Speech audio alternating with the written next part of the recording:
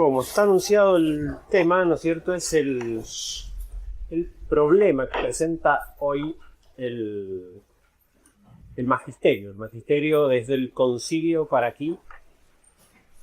No es por andar dándome importancias, pero es en cierta manera, así teológicamente, y por supuesto con las consecuencias prácticas que eso tiene, en cierta manera es el único problema que plantea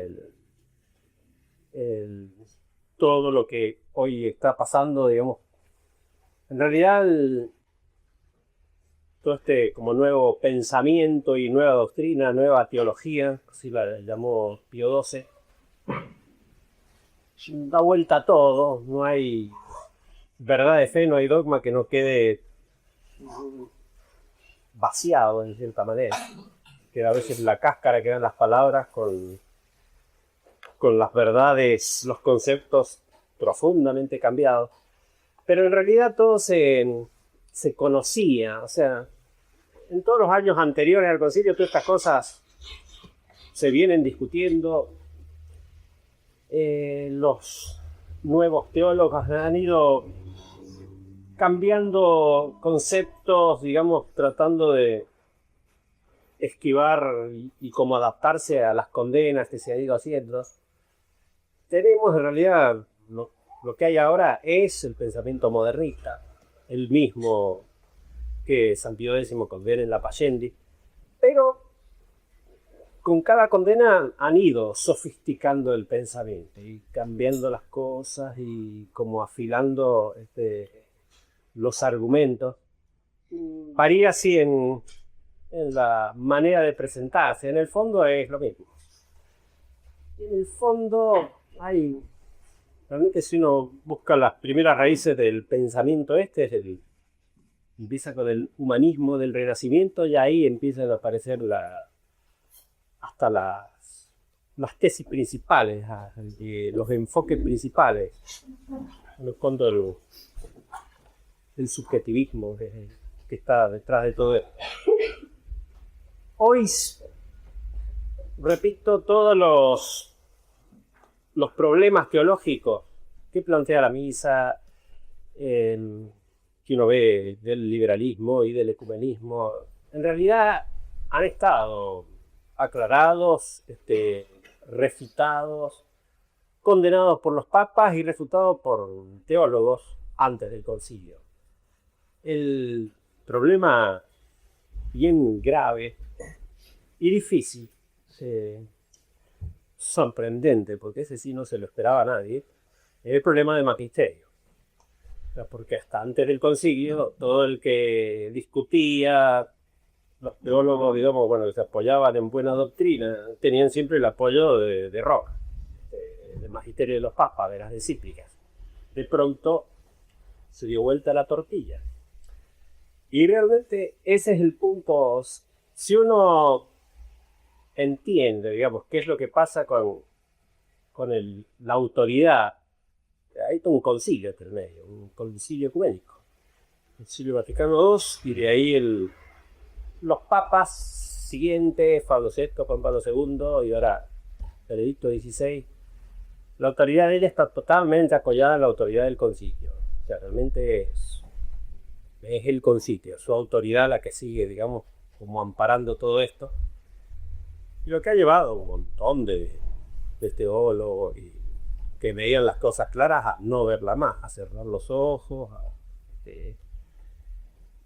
dar vuelta a sus argumentos, sus cosas. No tiene el libro de Rollo Marín, tiene que hacer reediciones, cambiar todas estas cosas que afirmaba rotunda y de doctrina y de fe, y de pronto las tiene que andar corrigiendo. El problema del magisterio. El conflicto, de manera muy simplificada, que se nos presentó a los católicos, digamos, cuando aparece el concilio, que de pronto es la autoridad, la jerarquía, digamos, la que de pronto empieza a apoyar las tesis que hasta el día de ayer la jerarquía condenaba, digamos. Todo el pensamiento es conocido. El modernismo es la justificación doctrinal del liberalismo. O sea, uno necesita, todo ese espíritu liberal ha necesitado justificarse.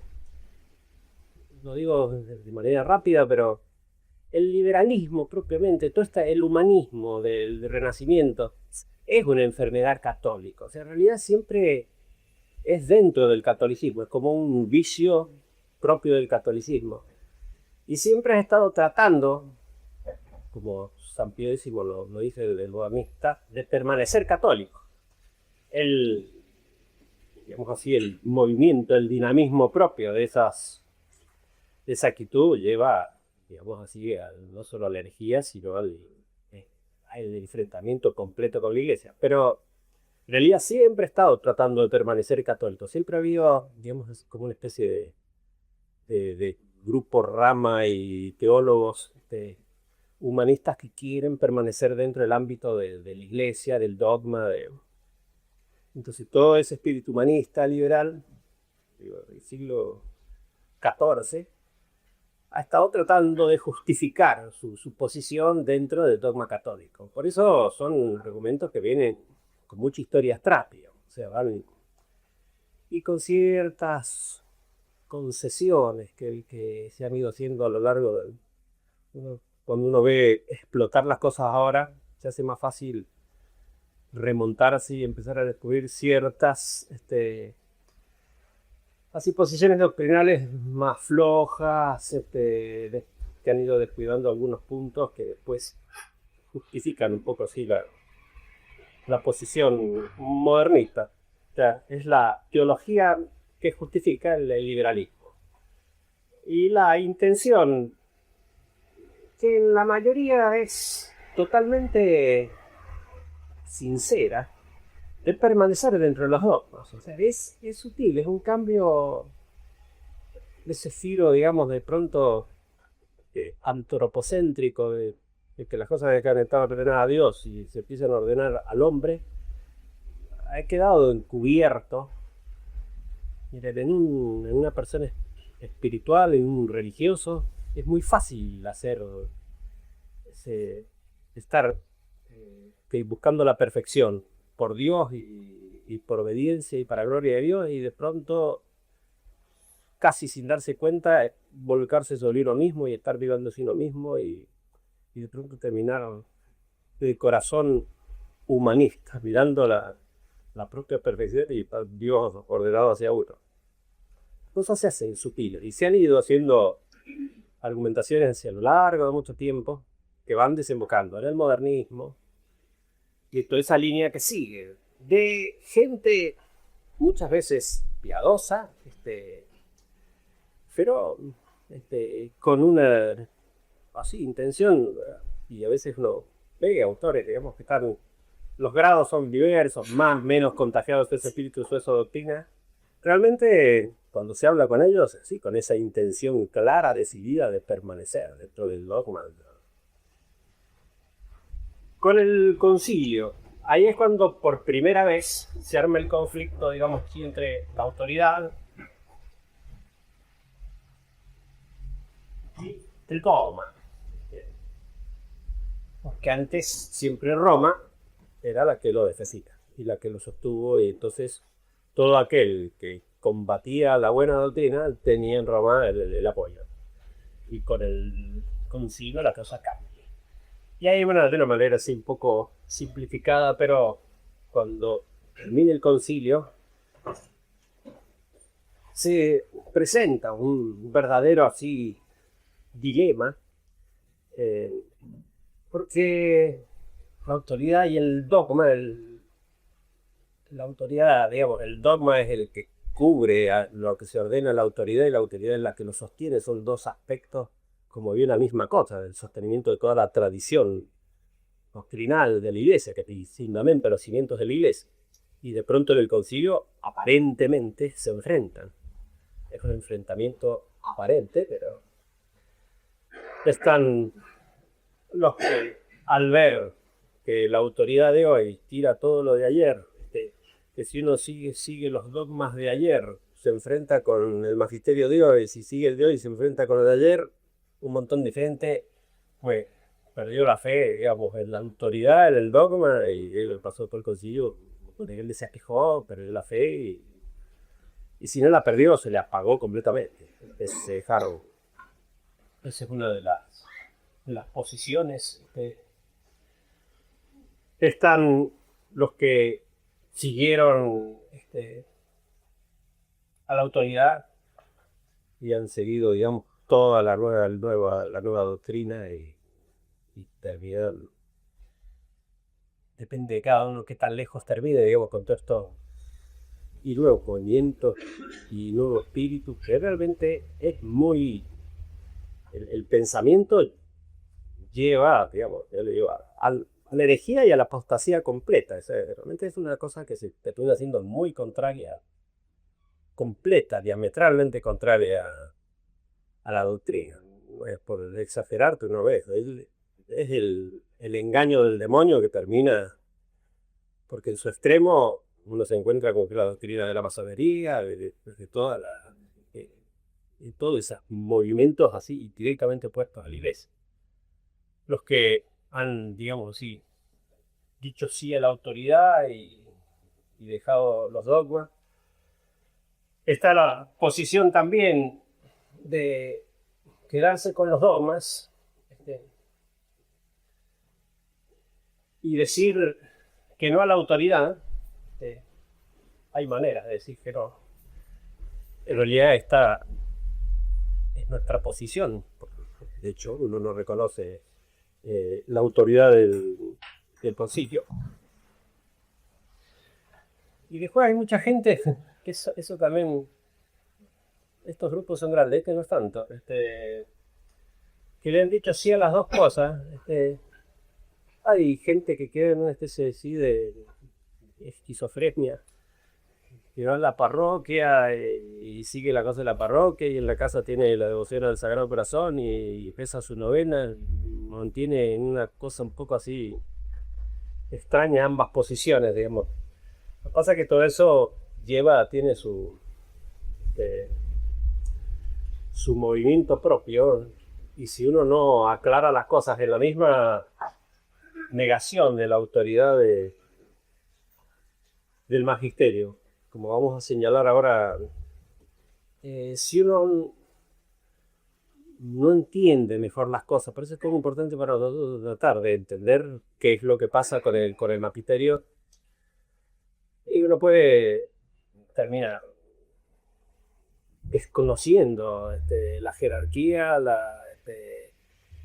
perdiendo casi de vista o totalmente, depende, digamos, de la posición sedevacantista, de la visibilidad de la iglesia. Hay otras maneras de solucionarlo que son frecuentes entre nosotros, vamos a decir, que uno, claro, no desconoce la autoridad de la iglesia, pero no desconoce las personas, pero termina desconociéndose la autoridad infalible y la asistencia que ha tenido siempre el magisterio, en lo cual termina coincidiendo con la posición modernista. Para los modernistas el magisterio nunca ha sido infalible. Realmente se ha equivocado toda la vida. Y es reducir la infalibilidad a un grado demasiado grande. Eso es frecuente a veces entre nosotros. O exagerarla y terminar rechazando así, desconociendo directamente la existencia de la jerarquía.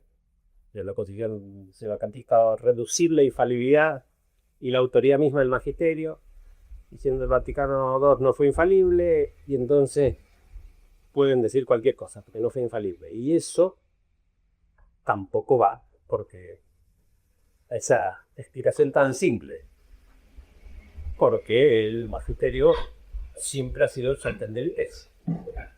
Entonces, esto es solo una presentación. El problema, teológicamente, este es el problema. Una vez que uno entiende esto y soluciona esto, si ustedes ven Monseñor Rifán, desde que hace su pequeño giro, y si pasa a la vereda de enfrente, de poco sacando una carta pastoral hacia una ejercicio de la autoridad bastante fuerte. El único obispo acá que en el mundo. Su autoridad pastoral ahí le impone. Pero su argumentación es toda la autoridad del concilio y el papa. Si la misa nueva le puso el papa no puede ser mala, si todo lo aprobado el papa no puede ser malo, tiene que estar. Entonces, es ese argumento de autoridad. Se lo lleva, digamos, a decir, bueno, hay que aceptar todo. La vuelta, digamos, bueno, aceptar el cambio de todos los dogmas y tratar de explicarlos. Tengan en cuenta que el que entra en esa posición y quiere hacer conciliar los dogmas tradicionales con la nueva teología, encuentran que hay un montón de argumentación sofisticada y si tiene uno un poco de ganas y buena voluntad de ver conciliación, y le ofrecen.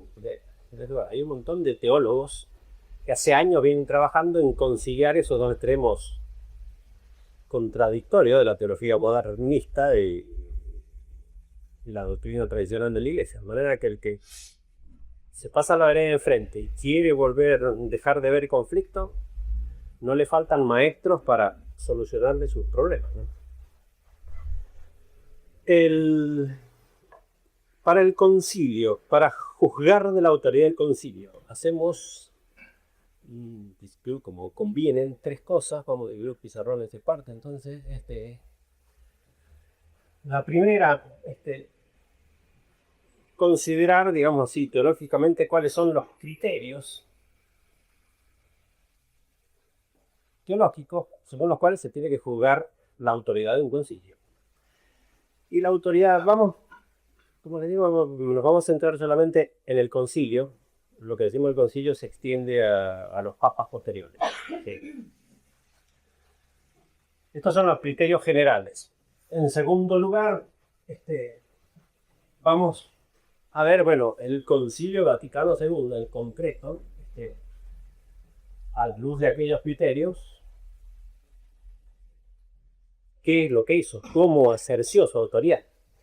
O sea, sería como la premisa mayor de nuestro silogismo, los criterios así en general, después ver en el Vaticano II qué es lo que pasó, digamos, viendo eso, cómo se aplica acá, y luego la conclusión, esta es la premisa mayor, y la conclusión acerca del valor de la enseñanza del concilio. Cuánto el católico, cómo lo tiene que considerar. Por supuesto que son varias cosas. Yo voy a decir así, cosas muy breves, en síntesis, y habría que tener una cierta idea de cómo, digamos, de lo que es el magisterio, pero espero decirles las cosas principales. A ver si dejamos un tiempito para el que quiera hacer alguna pregunta. El magisterio de la iglesia, o magisterio en nombre de nuestro Señor, que tiene la autoridad de nuestro Señor. O sea, que no te escucha ni me escucha. Pero el ejercicio de esa autoridad tiene condiciones, tiene grados. El Vaticano I dio eso ha sido muy importante, definió la infalibilidad del Papa, no de un concilio, sino del Papa. Y señala 4 notas que deben aparecer en un acto así de magisterio del Papa para poder reconocer en ese acto de magisterio que es infalible. Entonces, vamos a hablar, por una parte, del magisterio del Papa. De ahí nos vamos a trasladar al magisterio del concilio. El magisterio, eso también hay que tenerlo en cuenta, puede ser infalible o puede ser, lo vamos a llamar auténtico. En realidad habría que decir simplemente auténtico, Por ejemplo, la declaración del dogma de la Inmaculada Concepción por Pío IX, un acto de magisterio infalible, que no puede tener error, que uno se acepta como dogma. Hay un montón de otras cosas que enseña Pío IX y todos los otros papas en las encíclicas que no las presentan como magisterio infalible. Pero se le suele llamar auténtico, viene de autoridad. Es un magisterio con autoridad, sin que llegue a ser infalible. O sea, el magisterio auténtico sería el infalible y lo demás sería simplemente auténtico. O sea, hay un montón de magisterios. Las encíclicas normalmente, salvo algunos puntos de enseñanzas, que eso hay, a veces se hace difícil precisar, las encíclicas últimas, digamos, de anteriores al concilio, que de hecho han sido todos los documentos que propiamente han ido, digamos, ir combatiendo, o sea, todo es el pensamiento moderno, sobre la Payendi, sobre el modernismo, de Pío XI contra el ecumenismo, y de Pío XI contra la teología nueva, y la Mystic Corpore, y la Mediator Dei, con todo el movimiento litúrgico. Son magisterio auténtico y normalmente no infalible, no se presenta así con las notas de... Lo que vamos a tener que aclarar, y es importante, es, bueno, esta es una autoridad absoluta, como si Dios habla de nuestro Señor hablara. ¿Qué autoridad tiene el magisterio auténtico? Y que no es infalible, porque también viene Spence. Y eso hay que tenerlo presente. Las 4 así notas características que el Vaticano I, no segundo, primero, pone, digamos, para identificar el magisterio infalible del Papa. En principio no llegó a hablar más que de eso. Son, el primero, con respecto al sujeto, te enseña que es el Papa. O sea, el Papa tiene que hablar en cuanto tal. El Papa podría hablar como doctor privado, como enseñanza personal, y no como cabeza de toda la iglesia. Podría hablar como obispo de Roma, y no es lo mismo tampoco. Otra cosa es hablar como cabeza visible, vicario de Cristo y toda la iglesia, o sea, como Papa. Te tiene que hablar en cuanto Papa. Esa es la primera nota con respecto al sujeto. Con respecto a la materia, se suele decir, tiene que hablar sobre materia de fe y costumbre.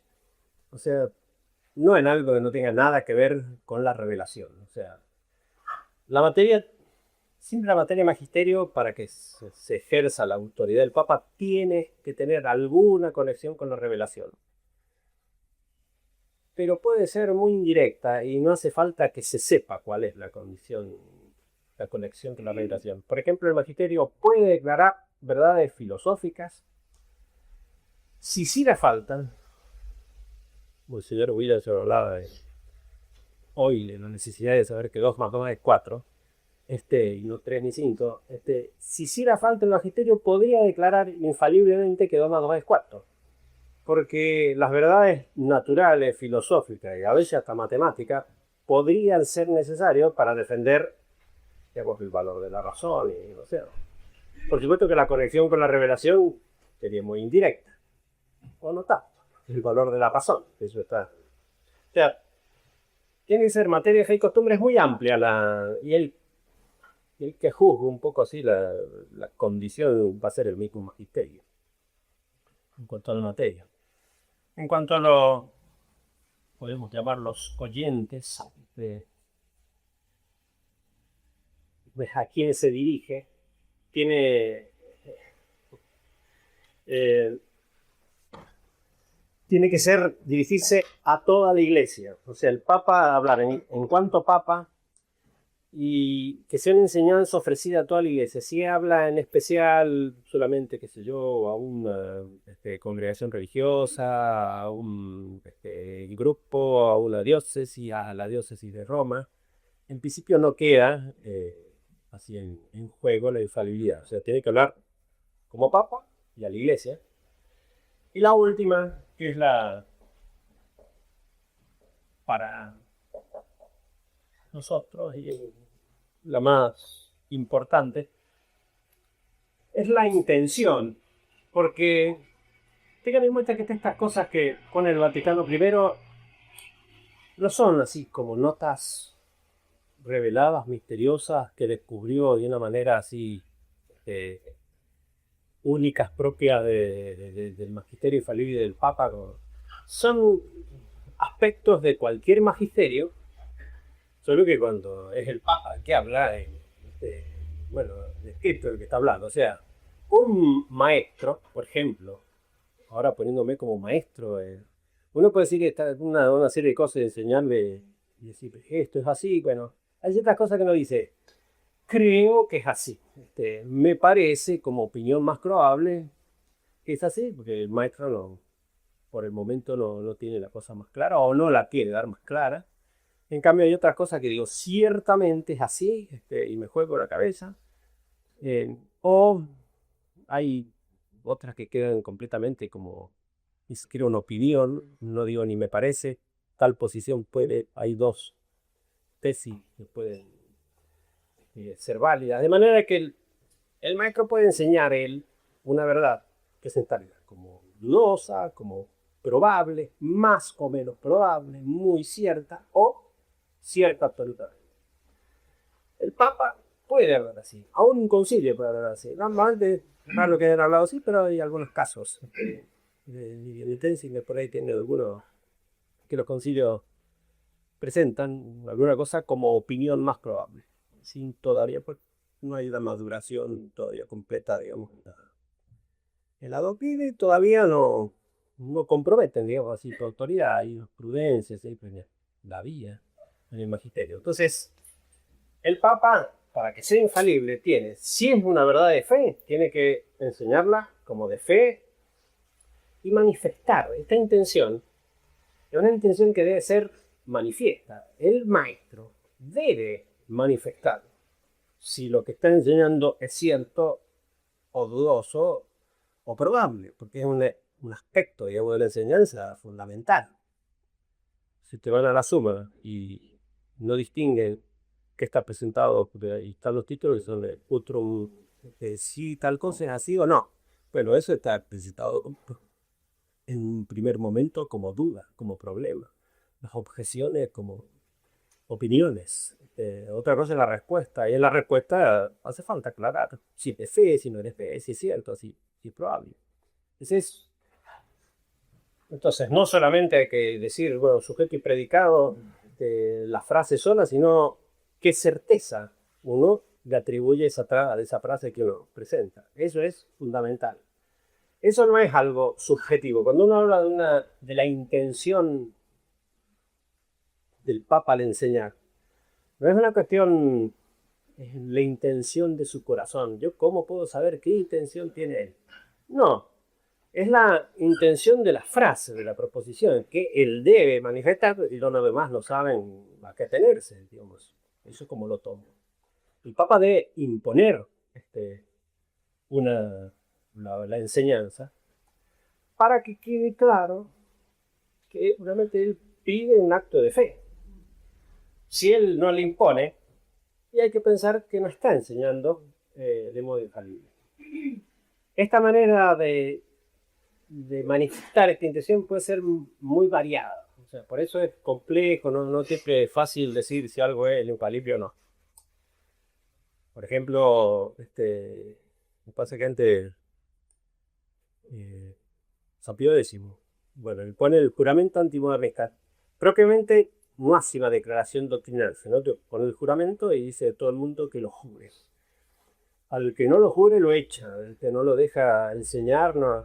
Hay después realmente eso lo cumple religiosamente y va a perseguir, digamos así, a cada uno que lo cumple con esas cosas.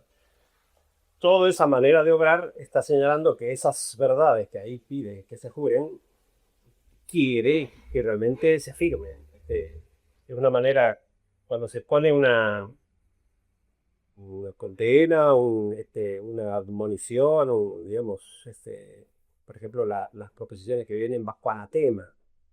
El anatema está diciendo, bueno, el que no afirma esto, sea anatema. Pero sí que quiere que se afirme. Las cosas quedan bastante claras. No hace falta poner anatema sí, para que algo se enseñe de esa manera definitiva, con una imposición firme. Esta intención, ya les digo, es en general, puede ser muy variada, o sea, si lo ponemos de una manera un poco matemática, y esto es la certeza, y esto es la duda completa, porque puede ir de la duda a la certeza. Y uno puede presentar una misma proposición como problema, como duda, eso no sé.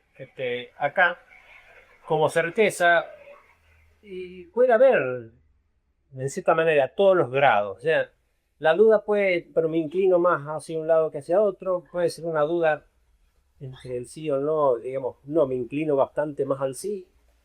Hay opiniones que son tan seguras que casi son como certeza. Y entonces el maestro dice, miren, esto lo pueden tomar ya ciertamente así, aunque todavía falta verlo clarísimamente, pero ya eso hay que tener en cuenta en la intención.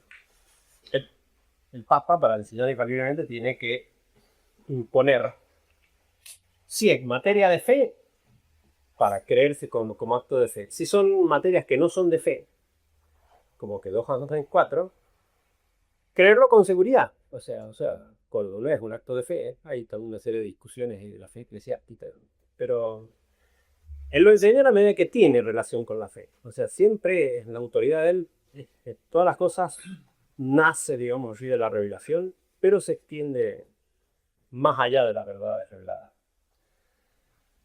Una cosa que no se dijo, no lo dijo el Vaticano primero, no siempre aparece en los teólogos a lo largo de la autoridad de un concilio, no estoy hablando del Papa, en el concilio hay que tener en cuenta que todas estas cosas son los aspectos propios de un acto de magisterio.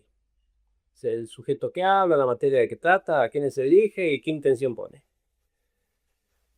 Una cosa que sí dice el Vaticano I es que la infalibilidad de la Iglesia y la que asiste a un concilio es la misma que la del Papa.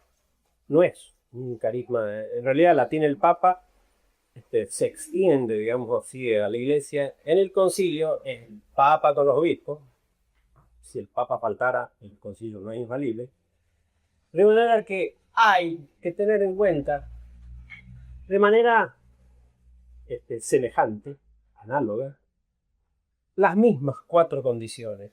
Ya le digo, eso es cierto que no está dicho así automáticamente como están dichas estas 4 condiciones en el Vaticano I, pero es una ocasión cierta, y que para juzgar de la autoridad de un concilio hay que tener en cuenta estas 4 intenciones, estas 4 aspectos. Que el concilio obre bajo la autoridad del Papa y como tal, como ecuménico, que en materia de costumbre, que se dirija a toda la Iglesia. Lo que pasa es que es normalmente lo que hace. Pero que la intención sea de obligar, de imponer las verdades. Esas son las 4 condiciones que en realidad esos son los criterios que hay que juzgar en los diferentes documentos del concilio.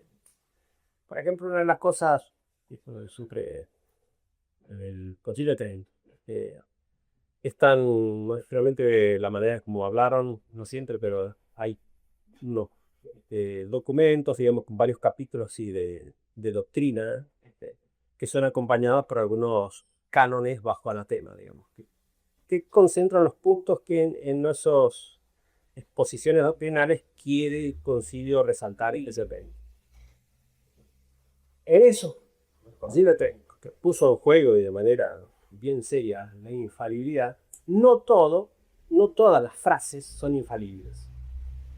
En un texto hay sobre todo un texto así doctrinal, un texto teológico, hay ciertas verdades que son las que quieren principalmente enseñar, sí, decir. Y hay un montón de otras cosas que las justifican, les ponen, dan argumentos, que no se enseña de una manera central y principal. O sea, entonces, lo que realmente compromete la autoridad del concilio son esas verdades principales.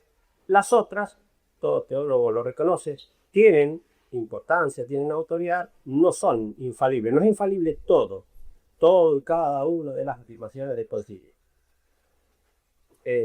Y todo eso, cómo se discierne, cómo se juzga, no tiene que ver la intención de enseñar a dónde se dirige, a qué punto del capítulo de la doctrina que están enseñando. En Trento facilitan bastante las cosas porque lo ponen bajo anatema y lo destacan ellos mismos. Otros argumentos, por ejemplo, bueno, la misa es sacrificio, lo dicen verdadero y propio. Pero los argumentos que ponen son de muy gran autoridad. Cualquier teólogo que dice, bueno, Trento pone estos argumentos para demostrarlo. Pero no se puede decir que sean todos infalibles cada uno de ellos. Entonces a veces sutileza, digamos, pero es complejo, pero no dejan de tener una autoridad grande. Estos son los criterios para saber cuándo es infalible un concilio. Otra cosa que hay que aclarar, y aquí termino esta parte, es para saber el grado, o sea, en todo el otro magisterio que no es infalible. Tiene grados, eso a veces es difícil de explicarlo teológicamente, tampoco se encuentra, es un tema que no se encuentra desarrollado así, normalmente en los tratados así de teología dogmática, porque no ha hecho falta antes, pero en realidad sí es importante. En el magisterio auténtico, cuando los papas no comprometen su autoridad de una manera completa, o sea, no es infalible, a veces se saca la conclusión, bueno, si no es infalible, se puede equivocar. Entonces, se puede equivocar como cualquier buen cristiano, o no tan cristiano, como cualquiera. No.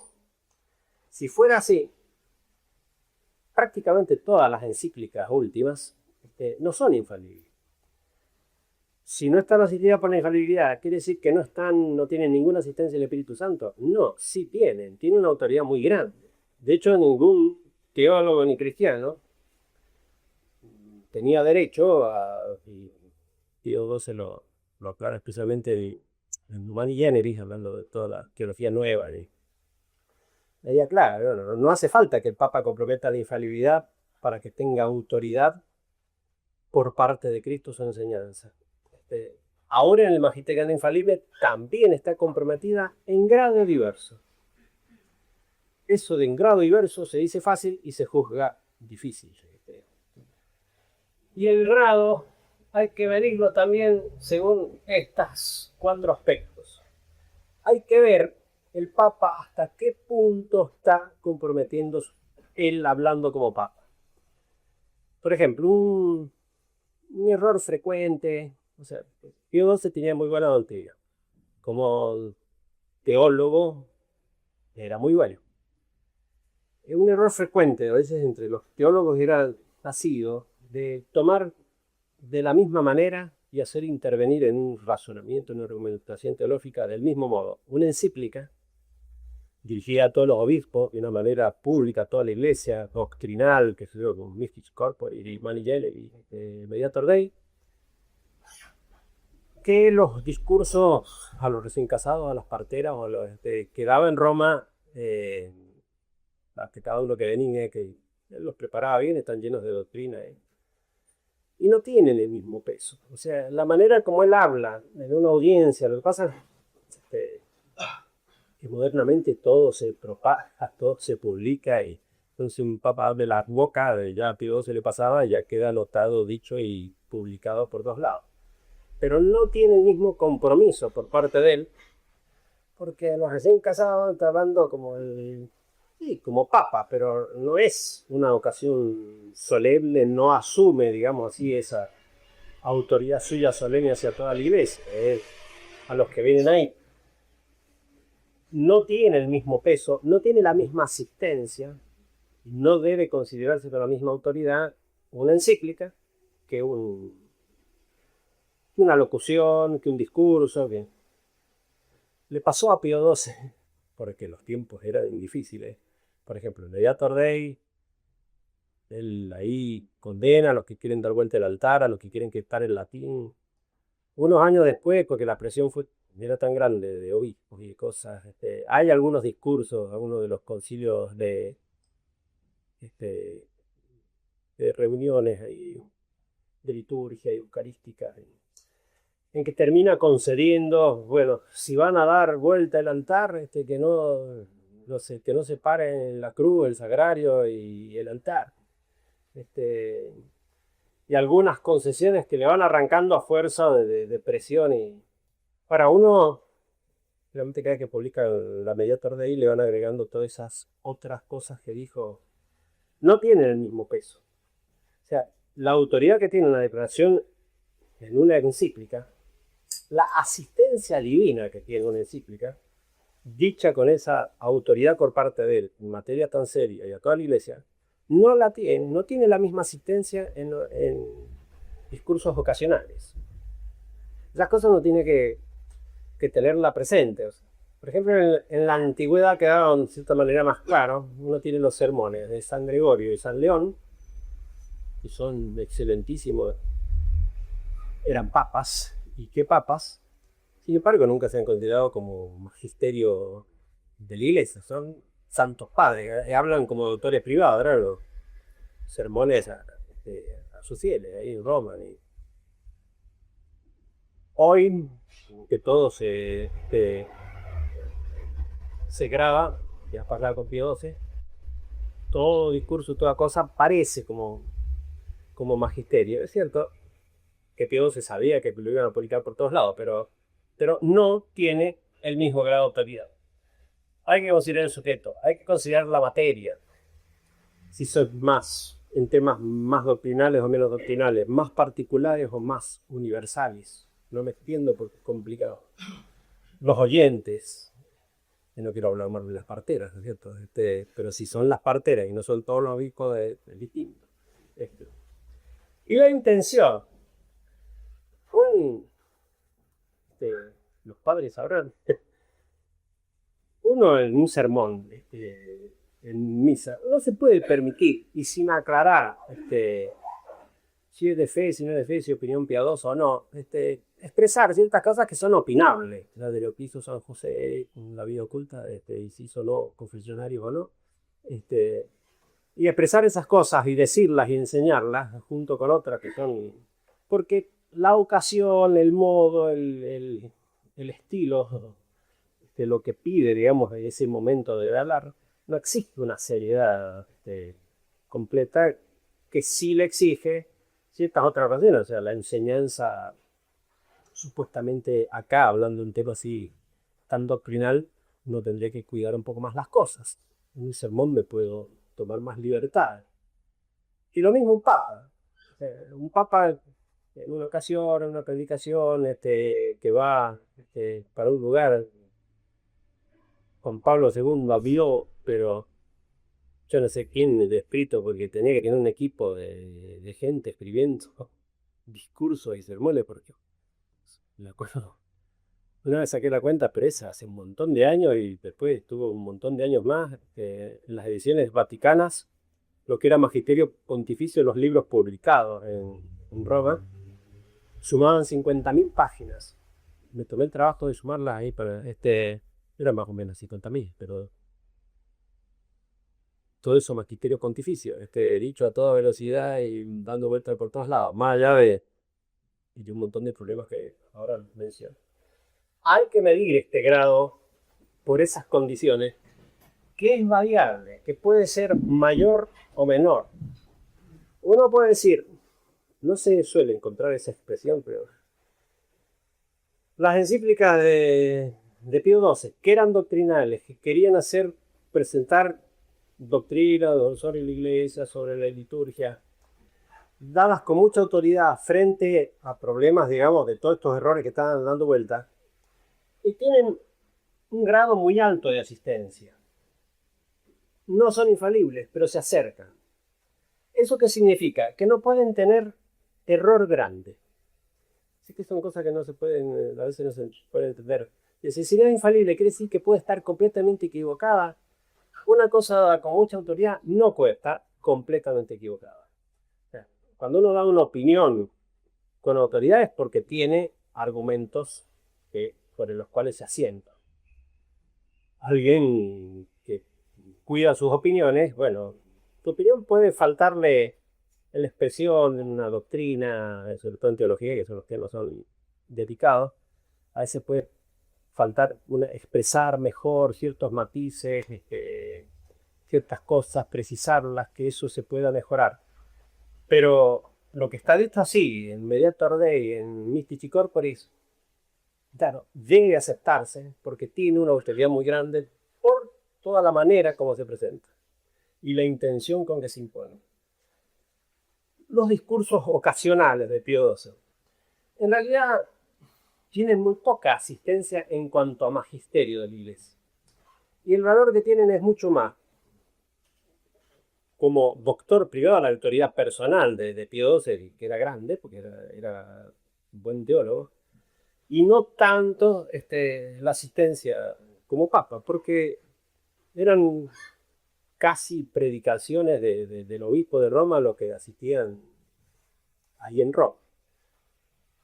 Eso es lo que hay que tener en cuenta con el magisterio no auténtico, que a veces se considera, ese es un error complicado, sobre todo en el tema de considerarlo de una manera, digamos así, homogénea. De manera que uno dice, bueno, si es infalible, todo es cierto. Si no es infalible, entonces es opinión. Puede estar errado o no errado. Y no se distingue grados. Y uno debe distinguir grados. Hay documentos de mayor importancia y de menor importancia dependiendo de cómo el Papa los puso y sobre todo dependiendo de la intención que compromete. No es homogénea. Por eso hay un montón de cosas que si no son infalibles son casi como infalibles y no importa mucho distinguir el grado. O sea, por ejemplo, con el sílabus de Pío IX. Se discute mucho si era una declaración dogmática, infalible. Uno dice que sí, otros dicen que no. En realidad, un modernista quiere decir que no para decir que se equivocó. En realidad, la discusión realmente no tiene mucha importancia, porque si no es infalible, es una autoridad grandísima. Y es lo mismo. Porque en realidad un teólogo no puede descartar y no puede pensarse que eso esté errado. Así, de manera importante. Matices podrá haber a mejorar si no es infalible. De manera que entonces magisterio como si fuera infalible. Pero hay que considerar los grados. Ahí es lo que decía recién. Ha pasado, por ejemplo, en grupos sedacantistas. Con cierta razón quieren como defender la autoridad de las encíclicas de los papas. La Pascendi. Pero entonces extienden la infalibilidad a todos esos documentos. O sea, hacen que todo sea infalible. Y, o sea, siendo siempre como homogéneo el magisterio auténtico. Entonces, le extienden tanto que después se encuentran con este magisterio que su autoridad no vale nada, y entonces dice, bueno, no puede ser papa el que habla así se equivoca tanto. Y el otro error, digamos, el de ellos es extender demasiado la infalibilidad. El otro error es decir, bueno, infalible es el dogma de la Inmaculada Concepción y el de la Asunción de David. Que de ahí en más el magisterio nunca más habló de manera infalible. El Concilio Vaticano II no quiso ser infalible. Eso es, ahora lo voy a decir, completamente cierto, declarado, explícito. Sí, repetido. Sí. Entonces, por eso se equivoca como cualquier persona.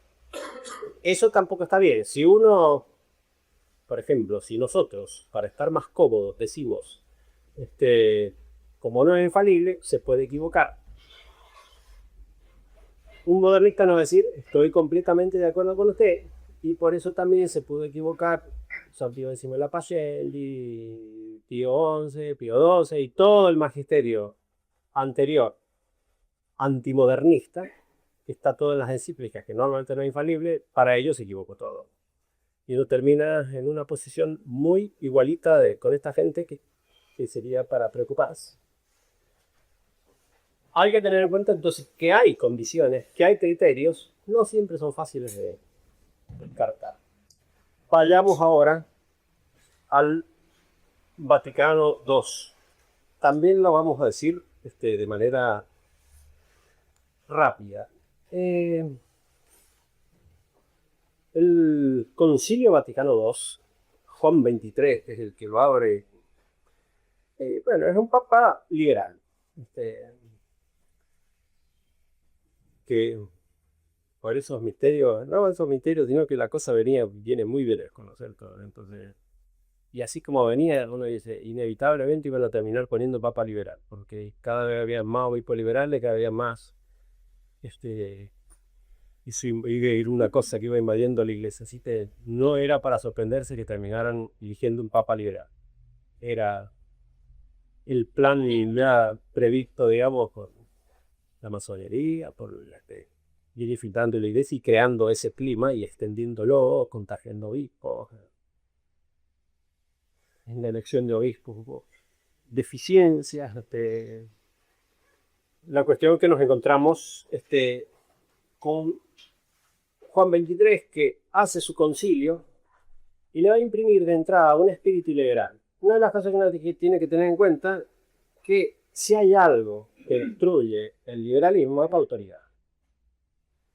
Uno conoce más fácilmente lo que es un papá de familia liberal, que le parece una aberración imponer su autoridad hacia los hijos y coartar su libertad, y entonces se siente obligado a respetar la libertad de sus hijos, pero tratando de ayudarlos a dialogar con ellos. Esa es la palabrita esa, que es la que se usó especialmente.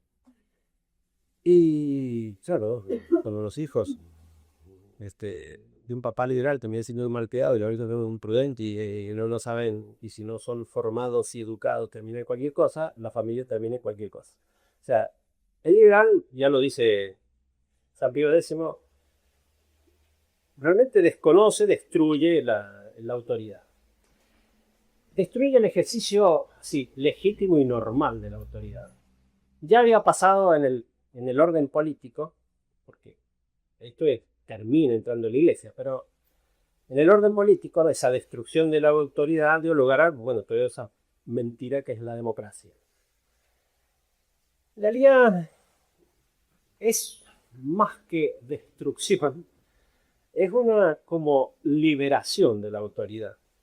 O sea, una autoridad legítima debe estar regida por una sabiduría, de manera que debe manifestar un conocimiento del bien común, y manifestar a sus súbditos cuál es el orden que deben seguir. O sea, queda subordinada a la sabiduría, a la verdad. El sistema liberal, digamos, porque no renunció al manejo, digamos, al manejo del poder.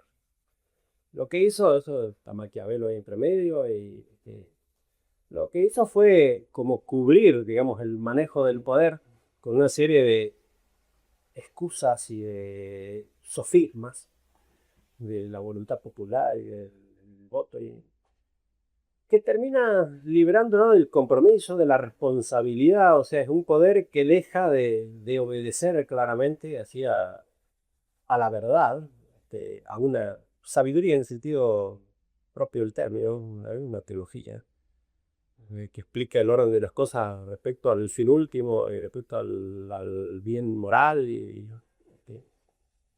De manera de que aparecen una serie de poderes ocultos, sin responsabilidad, sin cara, manejados a través de la publicidad, todo lo que ocurre en el orden político. Lo que en la iglesia, bueno, todavía no ocurría.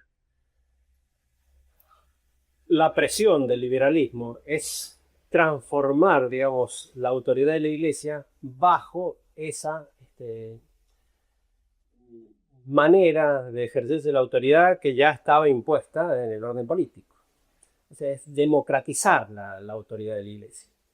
¿Por qué? Porque parecía completamente medieval, el Papa imponiendo sus dogmas sin respetar la libertad de opinión de la gente. O sea, todos esos principios del humanismo que venía, eran cosas que estaban así como presionando, que parecían escandalosas, que para los papas cada vez era más difícil ir ejerciendo eso en contra de la costumbre que cada vez se sigue haciendo más común, más universal, del espíritu democrático liberal.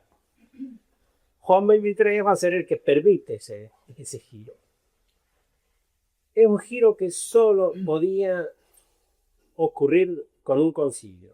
Él no puede entrar, él es un papa liberal, pero cuando entre Roma tiene una inercia de ejercicio firme de la autoridad, que él no puede quebrar. Están todas las curias, están todas las congregaciones romanas, está lleno de teólogos.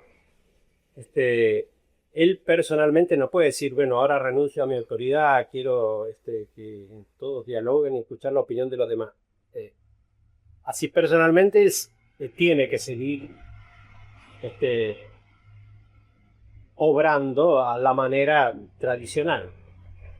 Lo único que él podía quebrar eso es justamente un concilio. Por eso los concilios siempre han sido peligrosos.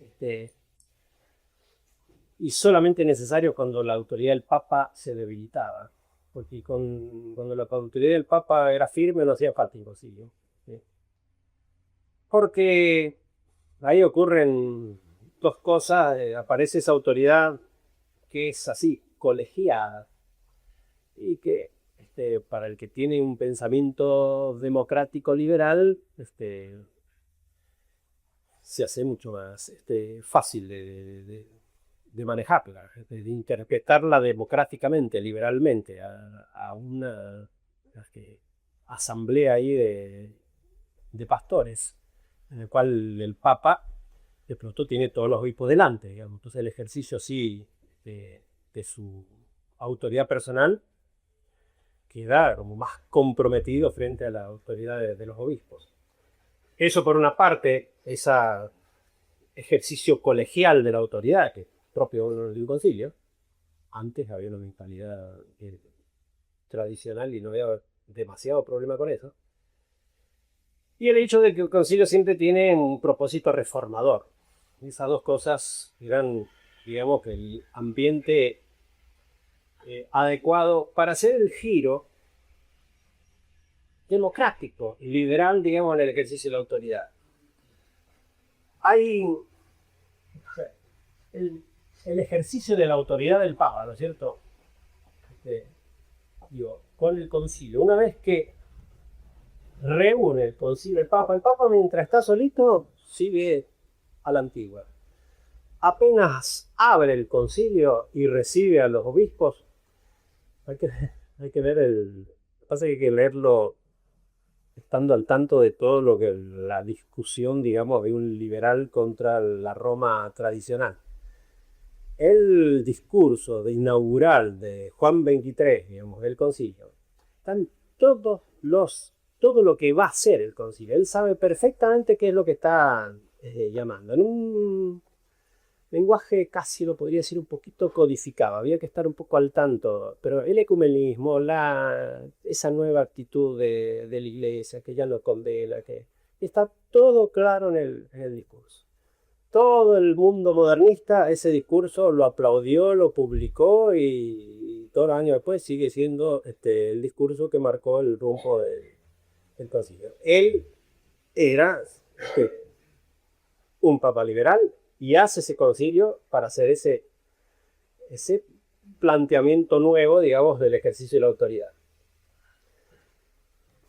El ejercicio de la autoridad es democrático, pero hace falta, digamos, que es lo que hacía falta para todos los modernistas, justificarlo con la doctrina católica, para no ir porque la iglesia es monárquica, porque está toda la doctrina del magisterio.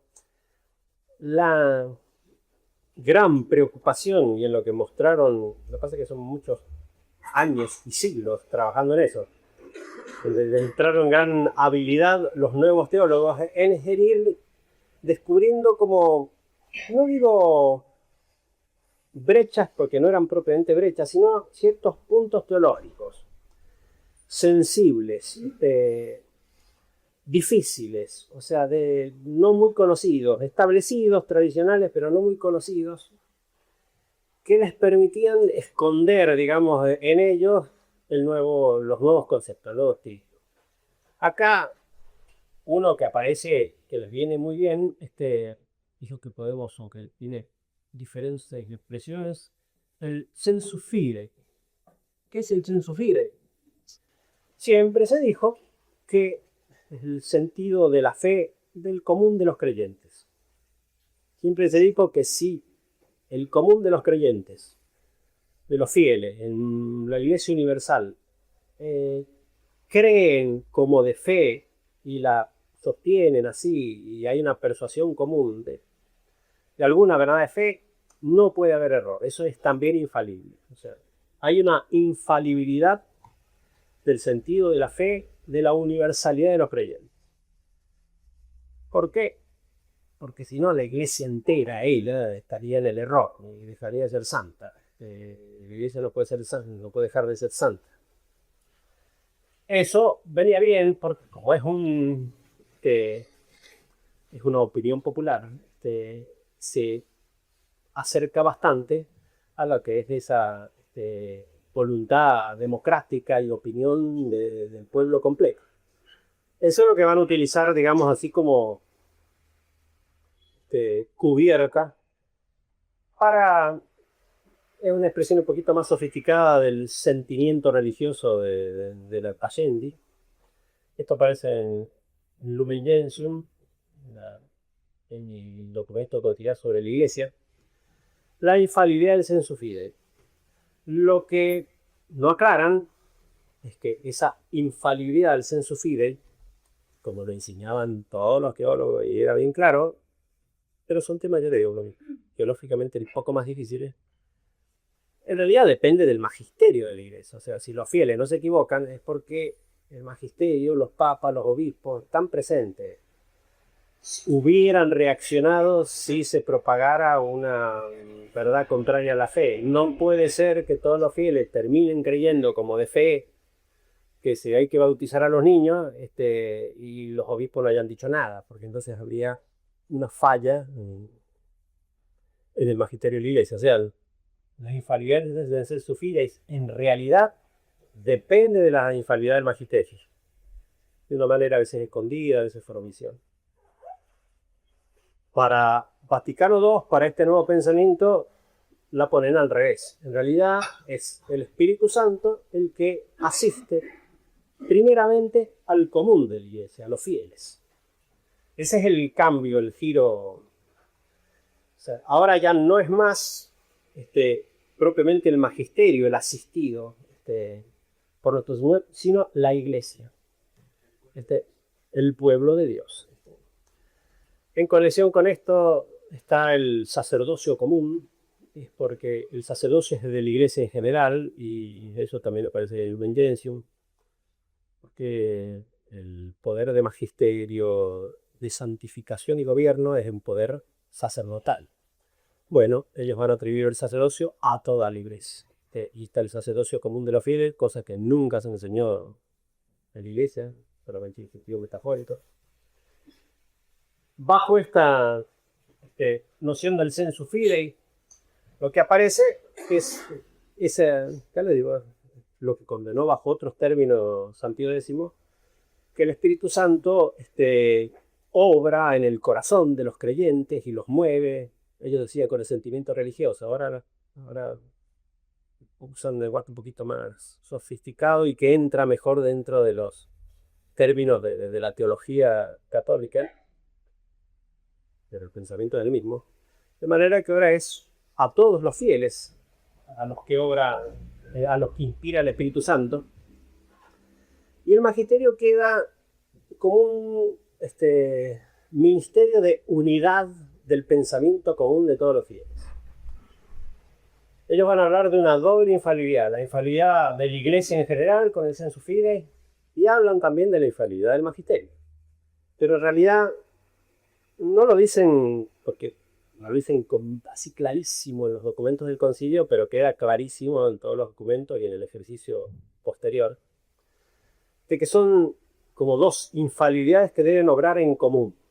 O sea, en realidad, desde ahora en más, infalible es el pensamiento común de toda la Iglesia, que primero está en el sentido así de interior, el sentido de la fe de los fieles, y los obispos lo que deben hacer, Juan Pío X lo explica con todas las letras,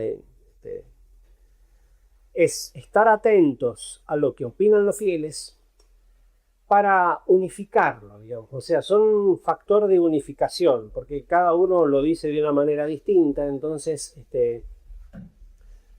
en esta, digamos así, el Espíritu Santo, es la universalidad de los fieles y ese es el magisterio. El Espíritu Santo ahora va a obrar aquí. Inspira a los fieles. Los fieles manifiestan sus sentimientos y pensamientos. El magisterio tiene que estar atento para ir unificando ese pensamiento. Entre medio va a haber unos personajes muy importantes en esto, que pasan a ser muy importantes en el concilio, que son los teólogos. Este sería el magisterio. Los teólogos son los que están en contacto con el común de la gente.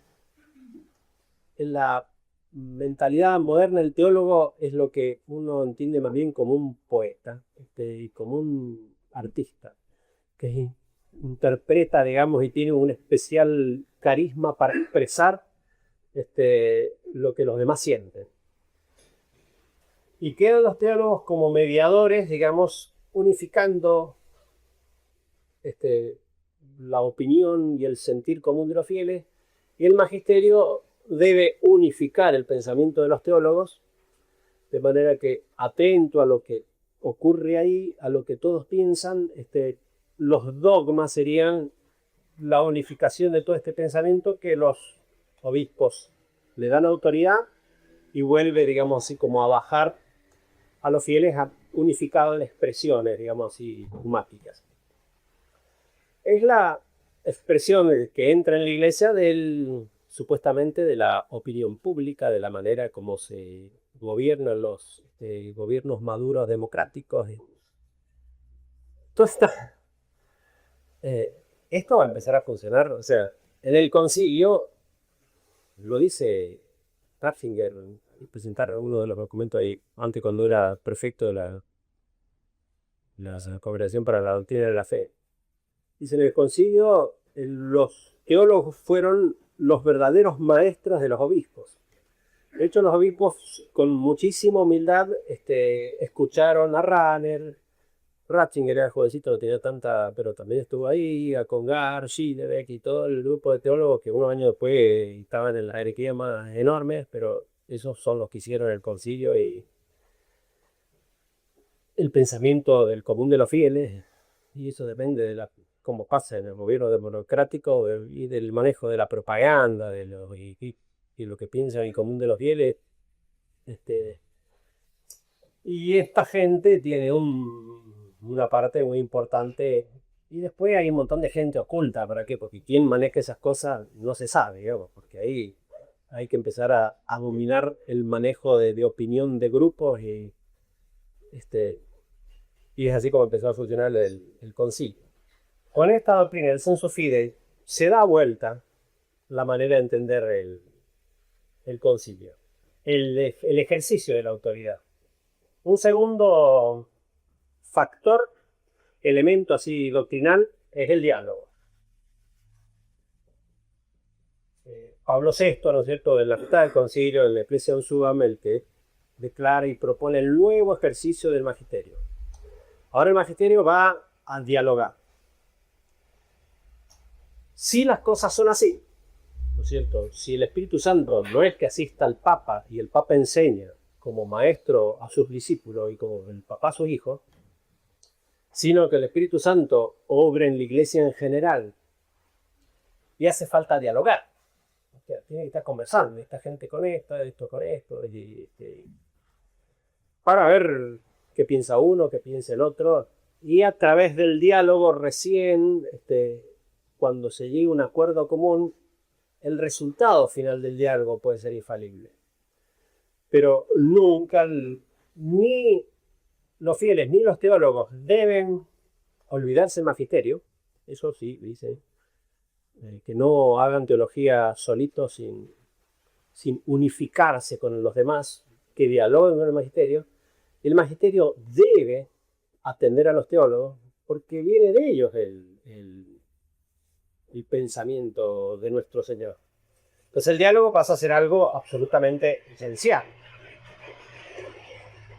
Es cierto que antes los papas tenían teólogos y escuchaban a los teólogos, pero digamos, porque siempre hubo una prudencia antes de digamos, promulgar un dogma. Y el tío Nolo y tío se hacen hacer un montón de estudios teológicos. Pero cuando van a definir dogmáticamente la cosa es la autoridad de ellos, que le viene a nuestro Señor, la que decide todo. Y ahí ya no importa nada lo que dijeron los teólogos, no dije. Para los papas anteriores ese diálogo era un diálogo de conveniencia, de prudencia. Ahora es absolutamente esencial, porque tiene un teólogo ahora que mientras guarde el diálogo con Roma, no hay condena que lo alcance, porque está en diálogo. Hay documentos, todas estas cosas en el concilio están escondiditas. No tanto, ¿no? Es el sufígite y el diálogo, el dei verbum, el exégeta pasa a tener una independencia del magisterio, pero no es clarísimo. En los documentos posteriores es clarísimo. Por ejemplo, Pablo VI va a establecer inmediatamente, terminado el concilio, la CTI, la Comisión Teológica Internacional. Sí. Teológica Internacional. Ese es el teléfono. Es un organismo que no es del magisterio, que sin embargo está en Roma, es reunión de teólogos pluralistas, vamos a decir el tercer puntito, el pluralismo, porque eso hay que tenerlo. Entonces todos estos teólogos van presentando a Roma la opinión de la iglesia actual, cómo hoy se entienden los diferentes temas teológicos. Y ahí realmente en diálogo es muy notable porque siempre hay primero documentos de la CTI y después un añito, 2 añitos, 5 años responden los documentos de la Convención para la Doctrina de la Fe. Un poco más reservados, estos son más, como decía San Pío X, estos son los que llevan la delantera, los que provocan el progreso doctrinal y siempre de parte de Roma hay que estar un poco con el freno puesto.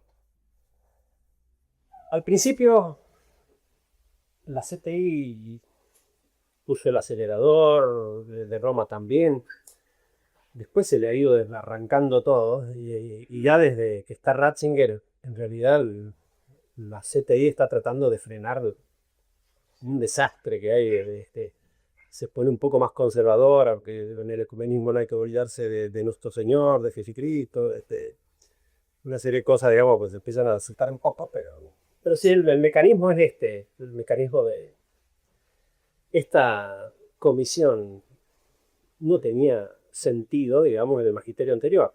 Acá, para el magisterio, la manera de ejercer el magisterio del Vaticano II es esencial. Los papas deben atender a los teólogos.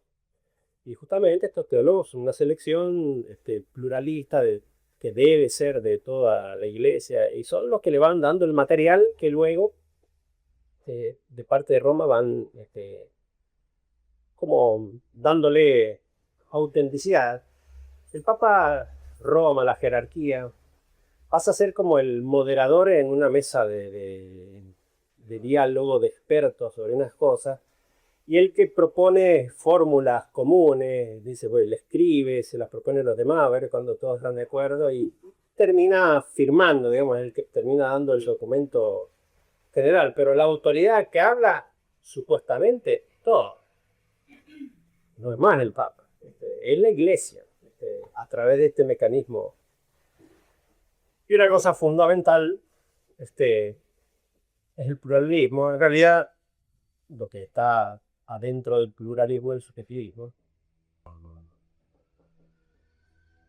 Una de las cosas que le van a estar en cara de manera a veces grosera a Pío XII, aún en documentos, por lo menos en los de la CTI varias veces, que pretendió imponer una doctrina única, teológica, con todas las doctrinas de las encíclicas doctrinales, de Vitis Corporis, de Mediator Dei. Justamente Pío XII estaba tratando, sí, de hacer una unificación doctrinal de la buena doctrina sostenida así por Roma.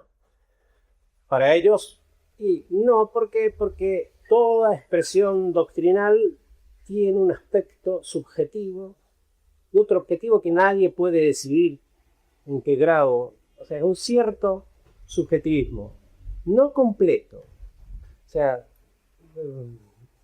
el mismo Ratzinger va a estar en combate con la tiranía del relativismo. Toda esta gente es moderadamente relativista. O sea, porque ellos tienen que mantenerse en una cosa que no sea demasiado exagerada porque se les cae el cinglado de la cabeza.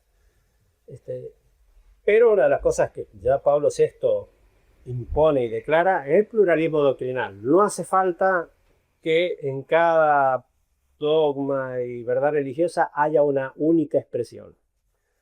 Pues si uno habla de la transustanciación, bien, un lenguaje grecolatino, aristotélico, pero modernamente otros con otros pensamientos pueden expresar lo mismo. O sea, eso de lo mismo, porque es una cosa misteriosa, que no todas las realidades reveladas son algo inefable, inexpresable, que no se puede conocer del todo. Toda expresión es personal. Por ejemplo, en la biografía de Ratzinger, una de sus grandes glorias es haber llegado a tener una expresión personal de la doctrina, del dogma, y haberlo logrado.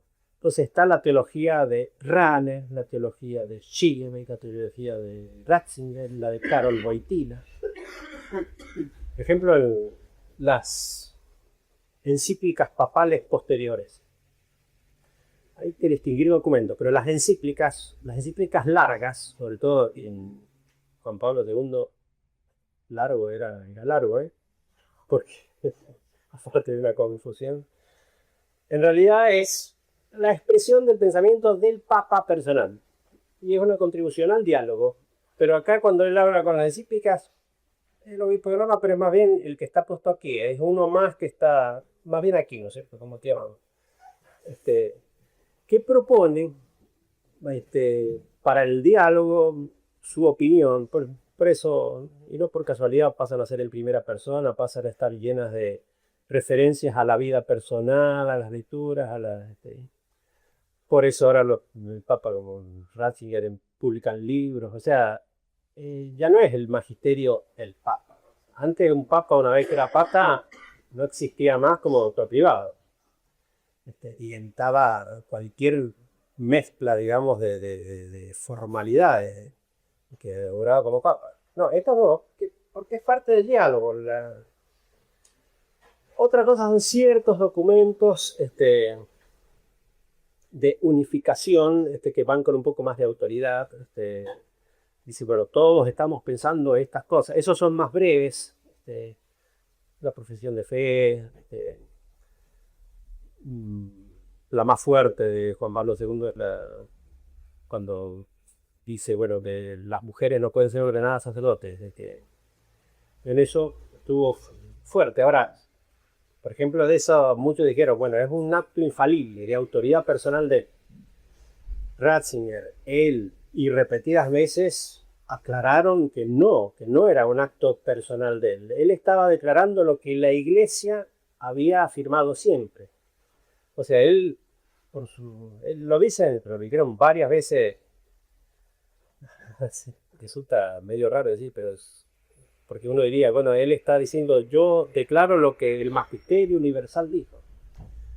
Lo que pasa es que para la mentalidad de ellos vale el acuerdo al que llegó la Iglesia frente a esa cuestión de la ordenación de las mujeres, que siempre todos estuvieron de acuerdo en que no se ordenaba. Él recuerda eso que la Iglesia dijo, no pretende imponerlo personalmente con autoridad personal, porque eso, de hecho, se le quejaron muchos teólogos bien modernos y por qué les imponían. Y a ellos les aclara, ¿no es cierto?, que no, si eso todos estaban de acuerdo. Una de las cosas que Ratzinger y ellos han estado tratando de frenar el lío es hablando de la continuidad, que no tiene que haber un corte, una ruptura entre lo que se enseñaba ayer con lo que se enseña hoy, para ir gradualmente a esa hermenéutica de la continuidad, ¿sí? Porque de hecho están rompiendo todo por acá abajo. Juan Pablo II lo que estaba ahí en ese caso era defendiendo la continuidad frente a ese tema, digamos, de la ordenación de mujeres. Y justamente diciendo, bueno, hasta ayer mismo hemos estado todos afirmando eso. Y esa es la autoridad máxima que ellos tienen. Por ejemplo, el catecismo nuevo. Para la mentalidad moderna, y son documentos de la mayor importancia, porque de hecho eso lo hicieron circular por todo, para que todos opinaran, para que todos participaran, para que todas las diócesis sigan. Entonces, supuestamente, el Valentina hoy de la Iglesia después del Vaticano. Entonces, para ellos son... Ahora, hay que entenderlo bien, porque todas estas expresiones siempre tienen que respetar el pluralismo. O sea, el pluralismo es esencial también. O sea, no hay manera, no se debe pretender nunca que haya una expresión única del dogma. Santo Tomás, excelente. Juan Pablo II lo pone como ejemplo a seguir para todos los demás. Pero Santo Tomás era la teología tomista de él. El tomista a la moderna, en realidad es alguien que conoce el pensamiento de Santo Tomás y expresa lo que personalmente Santo Tomás enseñaba. Pero era en su época. Ahora hay que hacer como Santo Tomás hizo, ahora hay que hacer de nuevo. Y cada uno proponer su doctrina respetando las variaciones de los demás. Por ejemplo, hay un montón de libros de teólogos prologados por Ratzinger, generalmente los que entran en una línea más o menos conservadora, pero que son bastante distintos de lo que enseña Ratzinger, pero él los respeta, los elogia, los alaba, y en realidad uno puede ver un montón de contradicciones, opiniones diferentes. Cuando uno quiere decir, bueno, ¿qué piensan, por ejemplo, no sé yo, con el misterio pascual? Decir, ¿qué piensan del misterio pascual el modernismo?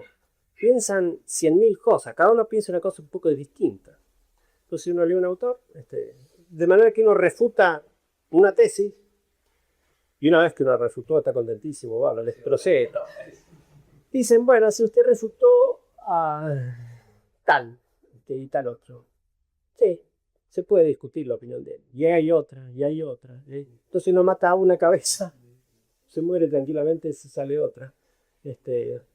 De todas estas, si uno lograra decir, ustedes se equivocan en San Sofía y mañana hay otra tesis un poco distinta, ya no sostiene el San Sofía, ahora sostiene otra cosa. Porque todo es plural y debe mantenerse pluralismo. De manera que aún todas estas afirmaciones que de Roma, bueno, salen, y el catecismo nuevo es la doctrina que se propone hoy. Es más, del mismo método del catecismo nuevo, por ejemplo, en cada tema le disparan a uno una serie de exposiciones como paralelas, ¿no es cierto? Uno habla, bueno, uno quiere decir, bueno, la misa es sacrificio o no es sacrificio. Le dicen que sí, que no, que quizás, que toda una serie de cosas. Y uno dice, bueno, ¿y cómo? Porque no definen y respetan las diferentes opiniones y van poniendo una serie de expresiones. Usted puede verlo así, puede verlo también así, puede verlo de otra manera. Y todo, y uno se queda sin saber bien exactamente qué dicen, qué no dicen. Siempre con hay una serie de tendencias, ¿no es cierto? Porque es pluralismo, pero no tanto, ¿no es cierto? Bueno, que están las tesis tradicionales enteras, no están locas. Siempre los que respeten todo este subjetivismo. Estos son los... Ahora, sí, todas estas cosas están... Porque en el concilio no están tan claras. Después están clarísimas, están dichas en documentos posteriores. Me pasa que quiero leerlo, digamos, entenderlo. Está repetido. Por ejemplo, María del Rosario de San Nicolás. Las apariciones dan... René Laurentin, él estuvo también por las apariciones del Giugorgi. Era un gran mariólogo en su época, tiene un libro muy lindo sobre Fátima, creo. Sí, creo sobre Fátima. Se fue haciendo modernista con todo esto, carismático. En Medjugorje se enojó porque el obispo hizo un análisis, digamos así, de las apariciones a la antigua, a la tradicional, o sea, desde el punto de vista doctrinal, de lectura de todo eso, y lo condenó, pero en cambio vino acá, los argentinos somos un poquito así como más... Claro, acá nunca han hecho un análisis así a la antigua doctrinal. La manera que responde a este planteo, o sea, ante una aparición, por ejemplo, para el pensamiento moderno hay que dejar que los fieles se muevan, a ver qué pasa, qué sienten, digamos, el sensu fide. Una vez que los fieles empiezan a moverse, a expresarse, son ellos los que propiamente responden o no aprobando a... Evidentemente no con una expresión doctrinal, porque los fieles no tienen expresión doctrinal, sino de aceptación devocional. Y después entonces van a venir los teólogos interpretando el mensaje. Esta es una interpretación del mensaje de María del Rosario de San Nicolás. Y los pastores lo que tienen que hacer justamente es seguir, tratar de unificar, cuidar extremos, atentos a lo que el Espíritu Santo le dice a los fieles. La experiencia clarísima de toda la vida, y con eso uno llega a cualquier cosa, ¿no es cierto? Porque el ochito fil, tiene... Sí, ahora, los obispos se creen obligados a respetar el movimiento de los fieles, y uno termina... Porque esto se aplica para el ecumenismo también, ¿no? Ese respeto de los macumberos. Pero es así, o sea, ¿por qué no lo frenan? Aunque lo ven medio, ¿no es cierto? Pero no pueden hacerlo, tienen que respetar un poco la cosa, tienen que tratar de manejarlo. Les explico. Él está contentísimo porque acá han hecho como había que hacer. Seguir el movimiento sin apagarlo, sin... Dice, estas apariciones, dice, serán reconocidas las apariciones. Estas apariciones constituyen una interpelación de la Virgen dirigida al corazón de todos los hombres, respetando su libertad de decisión. Importan más los frutos que cualquier reconocimiento efectivo de autenticidad. Monseñor Castaña, siempre al servicio del Señor, asume interiormente las apariciones de San Nicolás. Las asume. Y confirma ese movimiento de gracia siguiendo a los fieles, que fueron los primeros en discernir generosamente estas apariciones con profunda gratitud. O sea, él sigue a lo que el pastor que va a traer las ovejas, porque es así. Para ver para dónde rumbean y tratando de que vayan todas juntas. Pero una aparición constituye en primer lugar un problema pastoral y la aprobación viene por añadidura y confirma el sensus fidelium que surgió primero. Atención, es fidel. Ni siquiera el sensus fidel. Sí, de los fieles, sí. Y los pobres fieles. lo pueden llegar. Catania se preguntó ante una serie de cristales que estaban impresos con imagen de la Virgen de adentro hacia afuera. Era, mire qué milagro. Y sí, pero lo que es no me llama la atención. Sí, lo que le damos la atención de ser periodista. Que la Virgen, escuche bien, han visto, dice que esto sí, esto no. O sea que la Virgen daba un mensaje de decisión. Lo que se podía hacer, lo que estaba bien y lo que estaba mal. Y a eso le llamaba la atención. Y yo te lo vi por el tarot aquí, ¿no? Y no, sí. Este, lo que pasa es que, porque con todas estas cosas, digamos, por ejemplo, lo que son milagros, que son siempre el marco de fe, de doctrina, es el único marco que realmente uno lo puede aclarar y asegurar de que la cosa pueda ser más o menos católica, porque el demonio puede inventar un montón de cosas. Siempre, por ejemplo, en las canonizaciones, ¿qué es lo que pasa hoy también con las canonizaciones? Siempre la triple etapa, digamos, que Roma seguía, era primero un juicio doctrinal, estrictísimo. La primera cosa, no herejía ni por sino cosa un poco así, se acabó. Entonces, si había una pureza doctrinal completa, entonces uno puede juzgar las virtudes, porque aún las virtudes uno puede tener gente aparentemente heroica y si no tiene una mente claramente católica, y es dudoso, como dice Pablo, que yo, pegar el cuerpo a la llama, pero vaya a saber por qué. Y hay unos faquires por ahí que Que hará luz. sí, claro, y entonces siempre lo que va asentando la seguridad en todas las otras cosas era siempre el juicio doctrinal, de pureza de fe. Y recién en último lugar, los milagros, digamos, cuando el milagro tiene un contexto de pureza de fe, de virtud, ahí uno puede ver una señal de Dios, pero si no, los milagros, el demonio puede hacer cada cosa. Y en cierta manera, no hay milagro que él no pueda, digamos, simular más o menos, porque uno dice, bueno, resucitar muerto no puede, pero sí puede simular muerto. Y hacer lo que parezca muerto y después resucitarlo, sí. Bastante vivo, tío.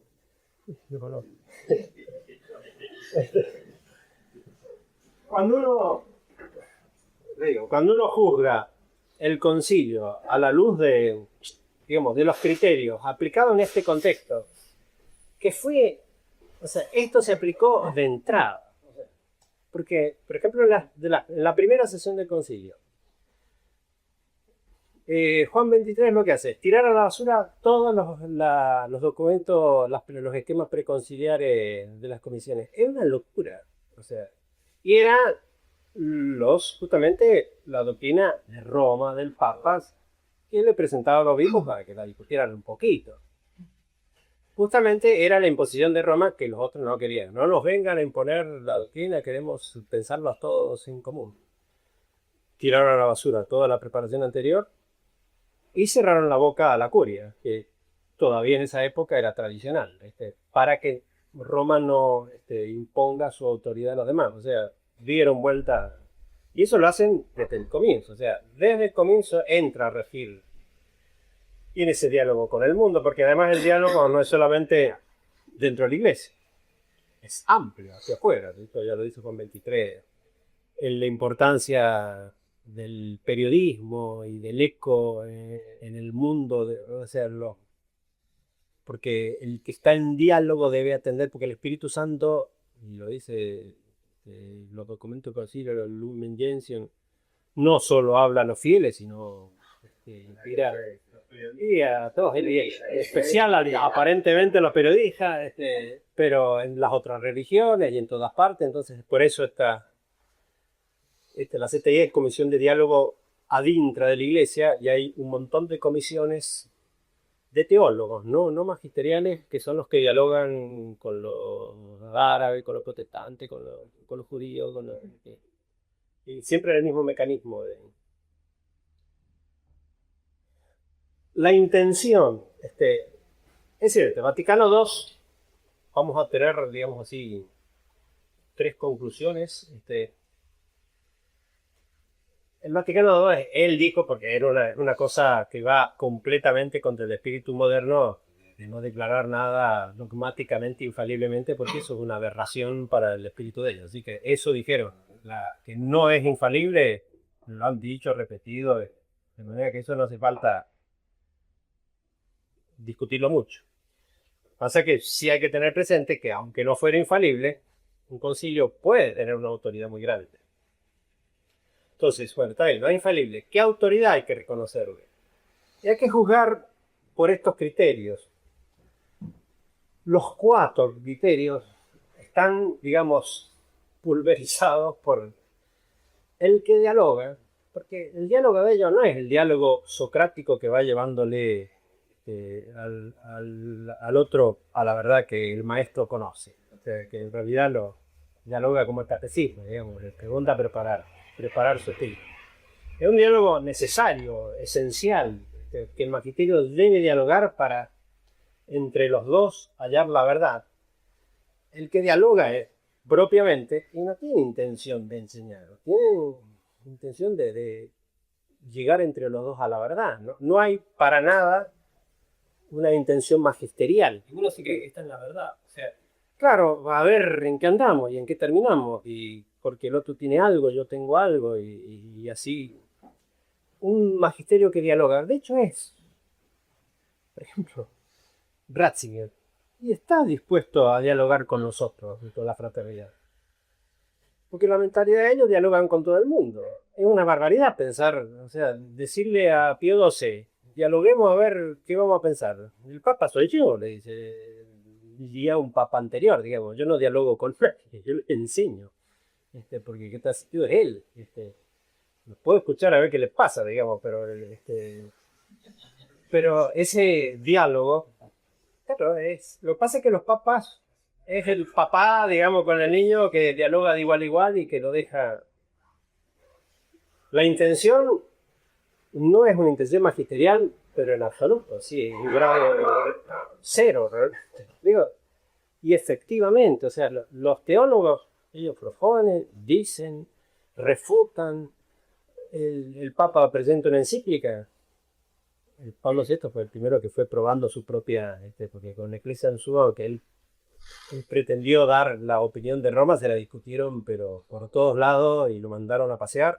Tenía, en cuestión moral, trataba de poner unos límites y recordar ciertas cosas tradicionales. Pero la intención no existe. En cuanto a los oyentes, no se dirige a la Iglesia propiamente, se dirige a todos, de hecho se dirige a la humanidad en general. Son los primeros documentos conciliares que se dirigen a los hombres, porque el diálogo se abre hacia todos. No hay claramente una dirección así a fieles, no hay más distinción iglesia docente y discente, porque es iglesia dialogante, y no solo la iglesia, porque también el mundo, las otras religiones, y tiene que estar atento. Por eso la necesidad de invitar a representantes de las demás religiones, porque la iglesia tiene para aprender de los demás. Y otro.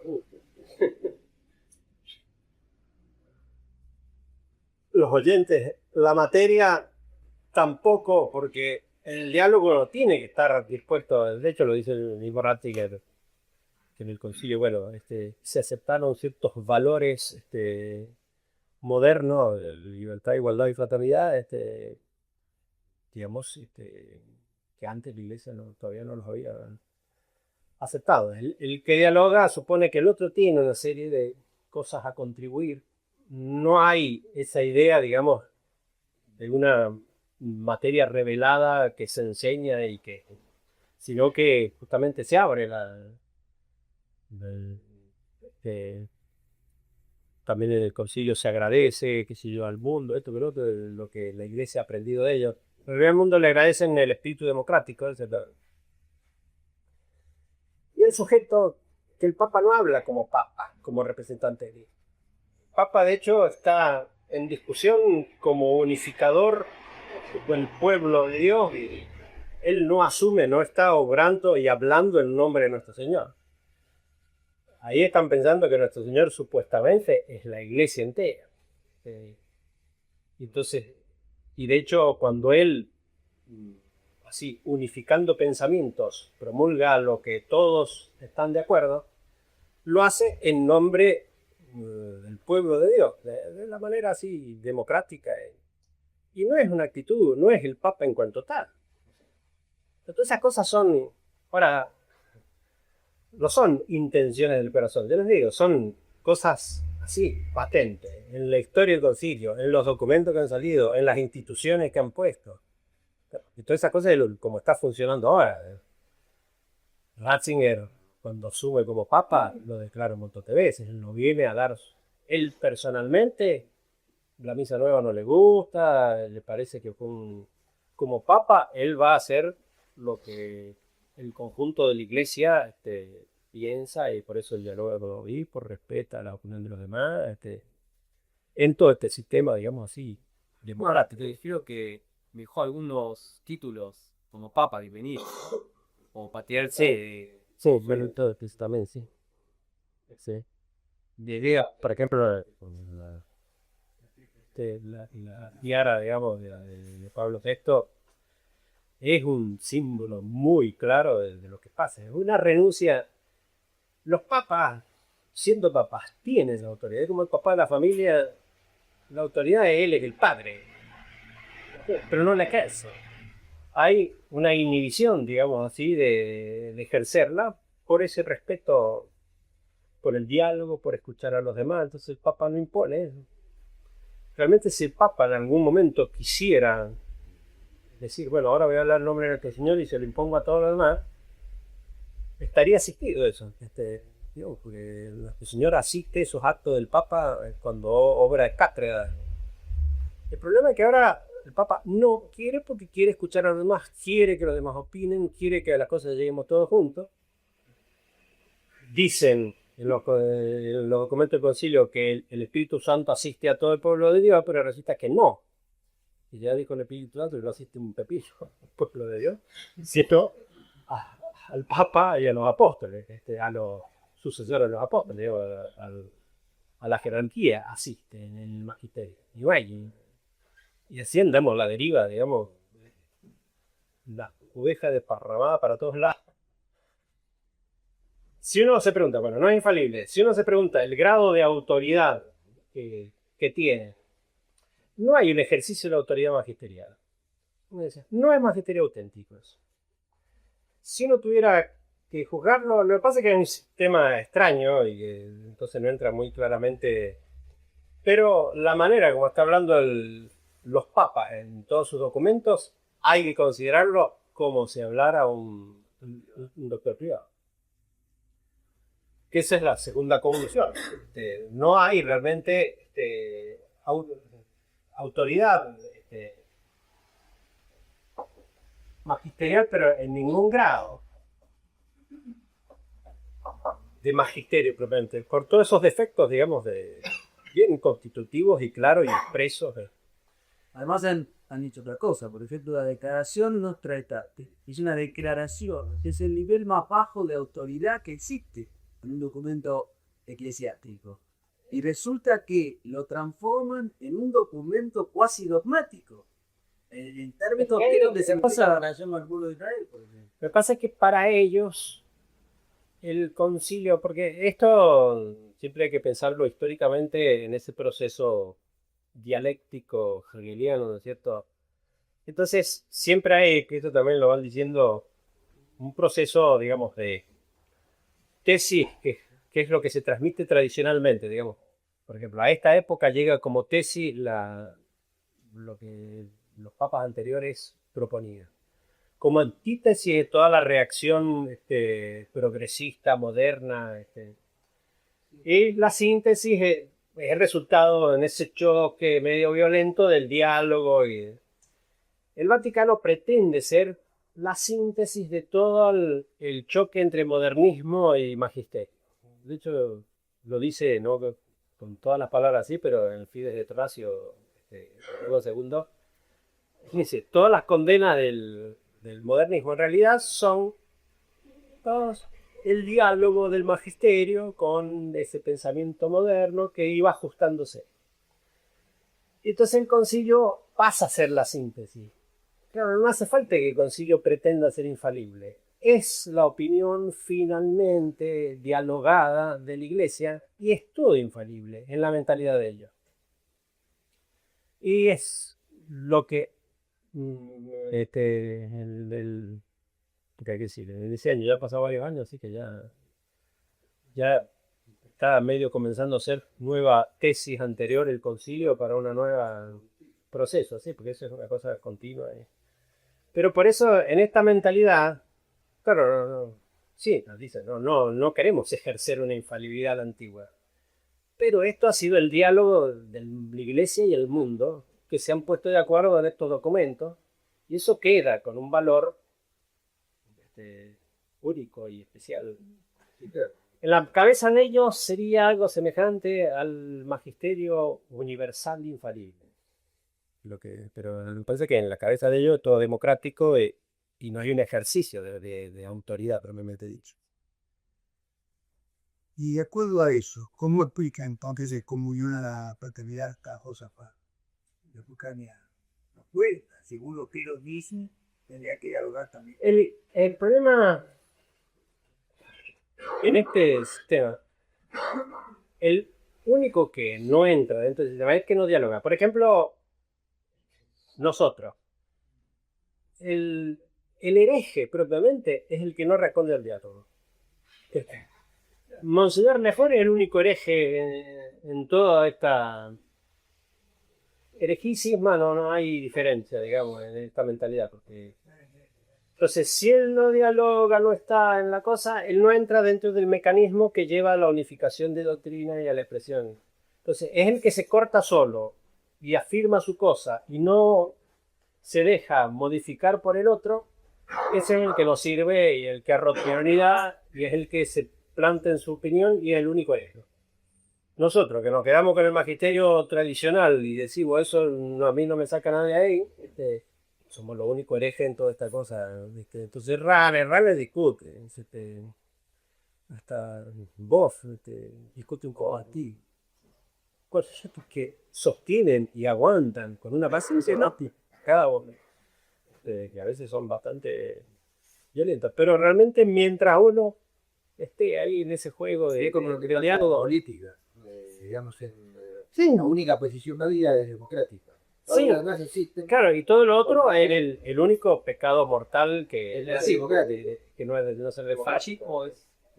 Y acá es la misma cosa, adornada porque han tratando de respetar los dogmas, las cosas y medio. Será el mismo pensamiento, el ejercicio liberal de la autoridad y que les permite obrar con una libertad, porque nunca un papa hubiera podido imponer lo que ellos han impuesto en la forma litúrgica, metida a las patadas, sacando a los párrocos por la ventana de que se ponía, con una violencia que. Eso es en este tipo de ejercicio de la autoridad, que no tiene que responder más a la doctrina, que no tiene que justificar más su posición, sus enseñanzas, porque lo que pasa con los gobiernos estos son la tiranía, pero más absoluta que hay. Pablo VI ha sido el tirano como nunca hubo en la iglesia, un papa que ejercía la autoridad así. Antes alguien quería cambiarle los ritos a alguien, pero lo quemaban en la plaza de San Pedro, por casualidad podía de hacer una. No tienen autoridad, no ejercen la autoridad magisterial y como las autoridades, doctores privados, son modernistas, no tienen ninguna. No solo no tienen ninguna, sino que realmente es muy corrosiva el pensamiento. De hecho, eso lo dice San Pío X.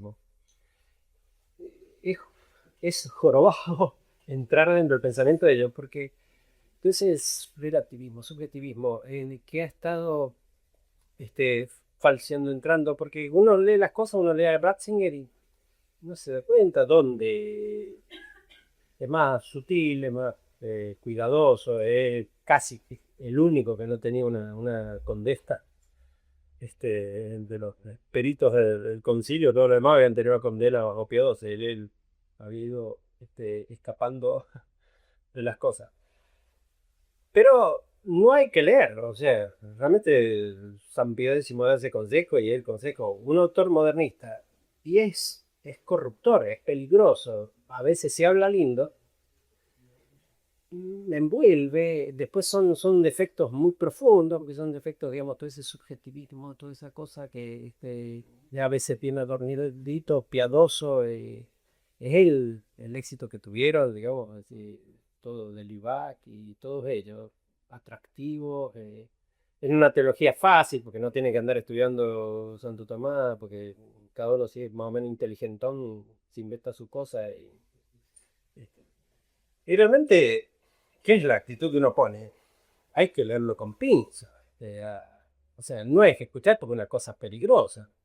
Vale, pero ¿cómo entra ahí la conjugación cuando le dice a San Pedro apacienta mis corderos? Apaciéntame. ¿Quién tiene ello para facilitar la coordinación de la opinión de todos? Lo que pasa es que los corderos son todos corderos muy buenos. O sea que hay un optimismo. El pecado original en estos corderos parece que no funcionó. Y entonces cada uno ejerce su libertad y ¿Cree San Pablo cuando dice que escribo tal cosa en la doctrina y enseña la separada Era- obra y corrige? Y dice que San Pablo fue el primer antiecuménico porque San Pedro estaba haciendo ecumenismo con los judaizantes y le pegó.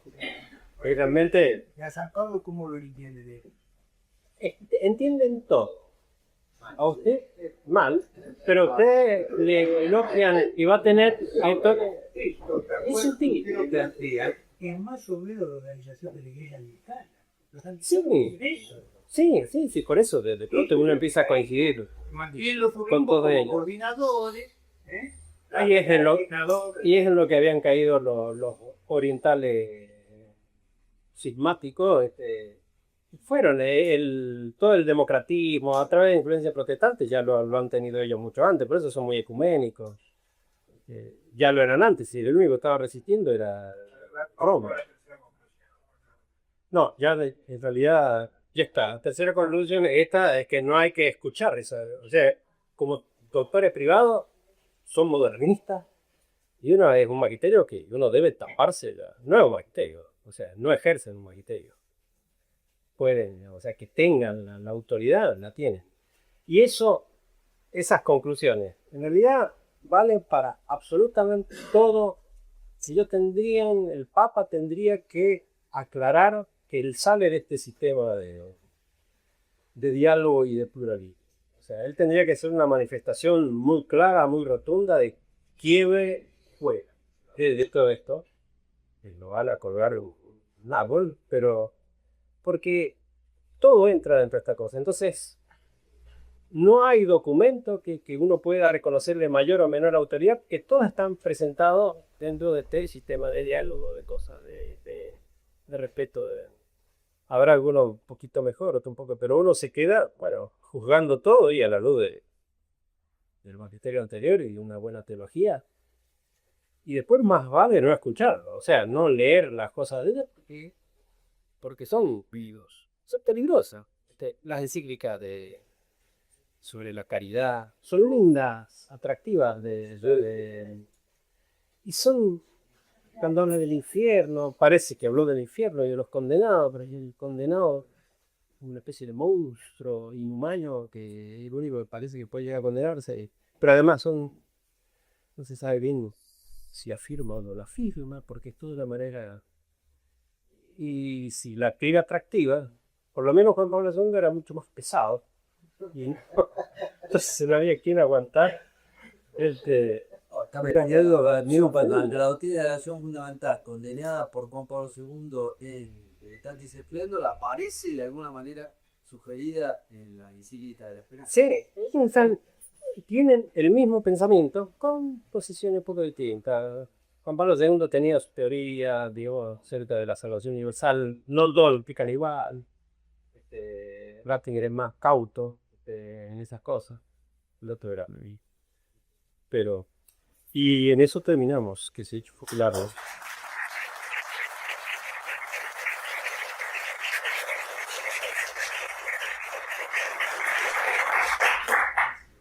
Pregunta le puedo hacer. Respecto a los criterios. ¿Cómo es eso de, es decir, se define doctrinalmente de qué, o sea, el contenido, la materia es de qué y de moral? Punto. Pero en la iglesia parece hay una tradición de no definir doctrinalmente, dogmáticamente, implicando en palpidad cuestiones morales. No, también, sí. Lo que pasa es que uno a veces está un poco acostumbrado a los dos últimos dogmas muy solemnes doctrinales de Inmaculada Concepción y de la Generación. Pero toda decisión firme y rotunda en un montón de decisiones de orden moral, hay que verle la estabilidad y el juego. No, sí, juego.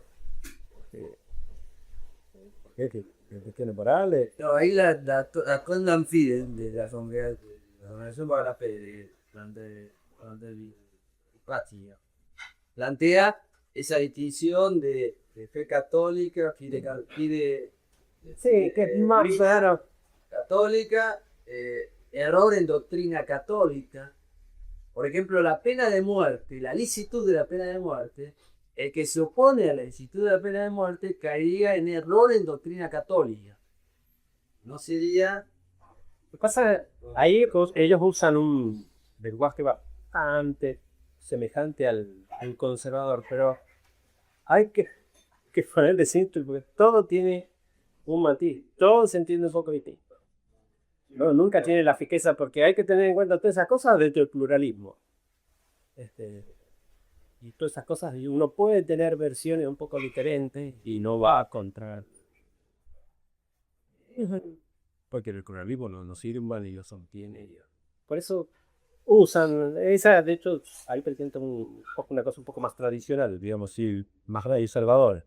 Siempre atiendo bien, una noticia que hace, pero que lo de los chicos casos por eso, porque que se me tomó un poco gracioso es lo de Cauchoti, pero por antes el nuevo obispo que alguien nos vio por ver quién era, a pesar de la architectura que tenía con el chocolate, el nuevo obispo presionado por supuesto Julián Siri, fue al predio el 8 de enero para decir la cruz, no el auto, pero la cruz y ver la piedad de la gente en torno a la cruz. Entonces, es esto mismo, ¿no? Que la piedad llega a tal punto de que mueve a la jerarquía a hacer cosas. Claro, ellos creen que ellos deben entrar dentro de eso y tratar de salir para su lado, ¿no es cierto? Entonces tratar de bautizarlo a los chicos así sería disfrutar. Pero es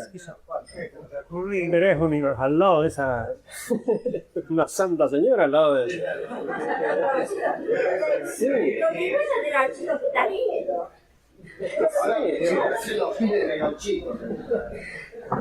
Y pagando ahí. Hacemos una oración para... Sí. Dios te salve María, llena eres de gracia, el Señor es contigo. Bendita tú eres entre todas las mujeres y bendito es el fruto de tu vientre Jesús. Todavía Dios, ora mucho de Rodis, o vendría para En el nombre del Padre, del Hijo y del Espíritu Santo.